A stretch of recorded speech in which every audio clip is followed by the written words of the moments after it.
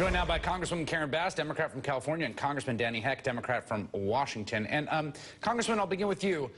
My sense from your colleague, Congressman Reed, there is he wants no part of government shutdown. I imagine that's a prevailing attitude among your GOP colleagues. What do you think?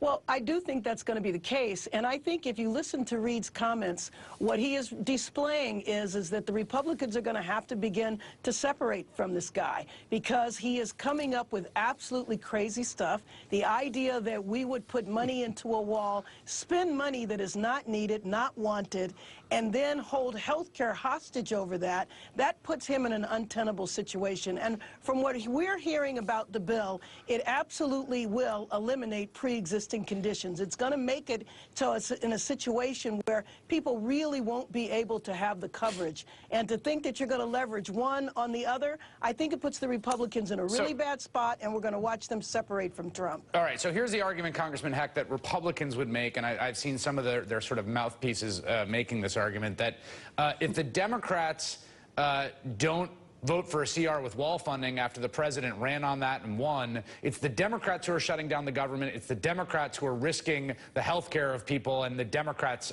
stand to be blamed. So last November, they asked for the keys to the car. They got it for the White House, they got it for the Senate, they got it for the House. Now they're in the process of driving it into the ditch, and it's our responsibility. Chris, that was the most painful and pained defense of what's going on I've ever heard. I genuinely was sympathetic for my friend, Congressman Reed. I wanted to hand him either some Aleve or even a Percocet, because clearly that was difficult for him to get out. Well, he was, I mean, he seemed fairly honest. I mean, the message there, to his credit, was clear. Like, he doesn't want this. I mean, that is my takeaway from that.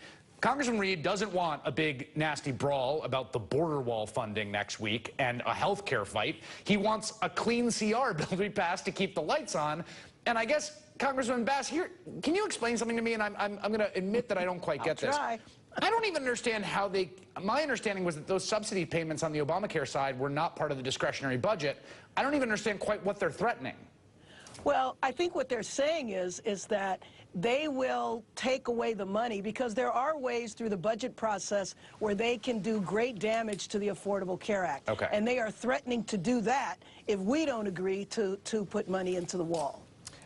Do you think there's, it strikes me that, Congressman Heck, from Schumer's perspective, this is in some ways, you are not, as Democrats, scared of any of this. I mean, it seems to me that the border wall fight, the health care fight, these are not things that divide your caucus. Do I look scared, Chris?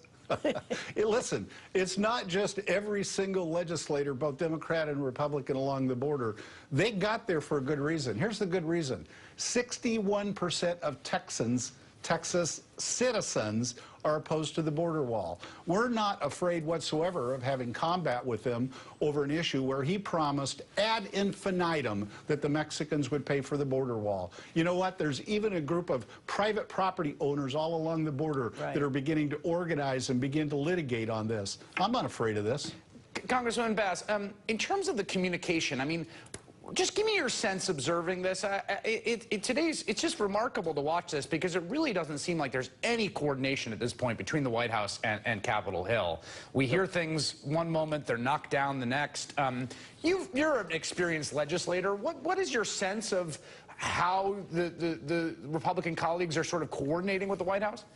Well, I mean, I don't think anybody is able to coordinate with the White House. I mean, they can't even coordinate amongst themselves. You know, this is an administration by tweets. We never know what he's going to do, not just from day to day. We don't know what he's going to do in the same day, and it puts them in a heck of a spot. I agree with my colleague there. You know, needless to say, the southern part of my state is a big part of the border, and there is not support for that here. And the fact that they are literally going to use eminent domain to take property away from people in order to build a wall that nobody wants, nobody needs. We don't have the money for it. It makes absolutely no sense. And I feel the empathy for my colleague Reed as well, because they're having a very tough time explaining this madness. Congressman Heck, ultimately, do you think they're going to push this? I mean, is this, when you go back to D.C. on Tuesday, what are you sort of buckling in for? What's your anticipation of what you're going to be doing next week? obviously trying to keep the federal government from shutting down. But Chris, the question really is, to what degree is the Republican majority going to be willing to back a president who, at this point in his administration, has by 14 points the lowest approval rating in recorded history? I sense they're beginning to tiptoe backwards and away from some of these ideas that he keeps coming up with almost at random. Next week is going to be absolutely, I think, the most fascinating political week that we've seen in this administration so far. Everyone back from recess, 100 days, got a hard deadline, everything happening next week. So we will be covering it. Congresswoman Karen Bass, Congressman Denny Heck, thanks to you both. Fasten your seatbelts. That's right. Ahead, the chaotic